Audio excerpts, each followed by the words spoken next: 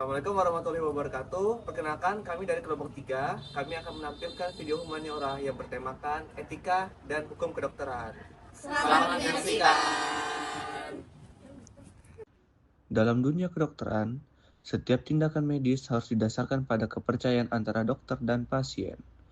Tapi, apa yang terjadi jika kepercayaan tersebut runtuh yang dikarenakan komunikasi yang tidak sempurna? Inilah kisah Bapak Rahmat, seorang pasien yang menjalani operasi tanpa pernah benar-benar memahami akar risiko dari tindakan operasi tersebut. Silakan Pak Bu. Ya.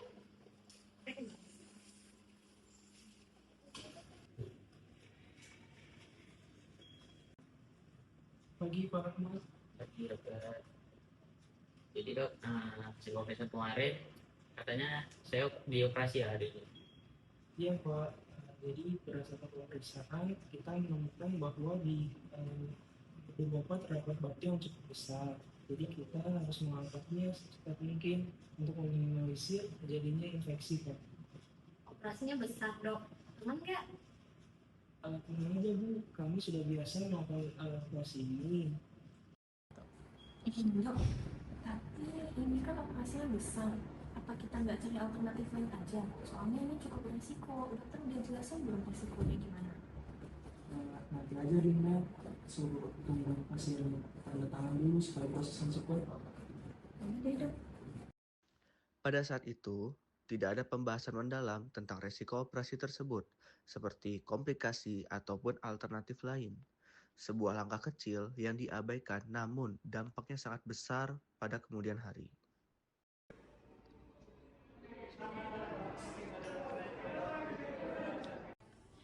Dok, tekanan darah pasien menurun. Sepertinya ada tekanan pendarahan. Segera siapkan transfusi, hubungi ruang operasi kembali. Baik dok. Operasi berjalan sangat sulit, dengan pasien mengalami komplikasi serius yang sebelumnya tidak dijelaskan. Keluarga merasa ditipu dan laporan pun diajukan ke rumah sakit. Dokter, kenapa bisa jadi begini? Katanya operasinya biasa aja. Kok jadi gini? Sudah berusaha semaksimal mungkin Ibu, komplikasi bisa terjadi kepada siapapun. Baik, jadi kita menerima pengaduan dari keluarga Bapak Rahmat yang menyatakan salah satu dokter kita tidak menyampaikan inform consent-nya dengan baik. Dokter Andi, bagaimana tanggapannya terhadap kasus ini? Saya sudah menjelaskannya Dok, namun hanya saja mungkin tidak sedetail yang diharapkan Dok. Itulah kenapa kita harus inform consent dengan jelas dan lengkap. Tidak sekedar inform consent dengan tanda tangan saja, tetapi inform consent itu adalah pembicaraan dua arah. Jadi kesalahan kecil saja dalam komunikasi itu bisa menjadi masalah hukum ya dok? Betul sekali, etika ngajarin kita menghormati hak pasien untuk mengetahui tentang keadaannya yang sebenarnya. Saya bukan menuntut uang dok. Saya cuma ingin tahu kenapa resiko ini nggak kasih tahu mas suami saya dari awal.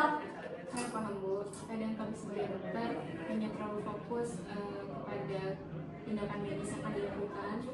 Padahal seharusnya bapak dan ibu sebagai pasien berhak untuk tahu dan juga berhak untuk memutuskan. Inilah titik di mana empati dan komunikasi menjadi kunci. Etika bukan hanya tentang aturan, namun tentang menghargai kemanusiaan. Saya hanya ingin membantu pasien saya sembuh, tapi saya sadar ternyata yang baik saja tidak cukup. Pasien berhak mengetahui apa yang akan terjadi pada tubuhnya. Jadi informasi itu bukan sekedar hanya formalitas, tapi juga bentuk penghargaan, martabat, dan hak pada manusia.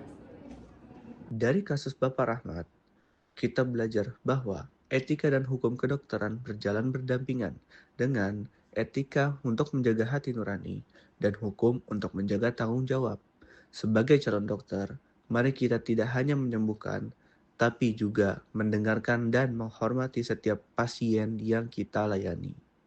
Karena dalam setiap tanda tangan informed consent, tersimpan makna mendalam terhadap kepercayaan antar manusia dan kemanusiaan. Sekian video kami, semoga video ini dapat menjadi pelajaran bagi kita semua sebagai calon dokter di masa depan. Mohon maaf atas segala kekurangan. Terima kasih telah menonton.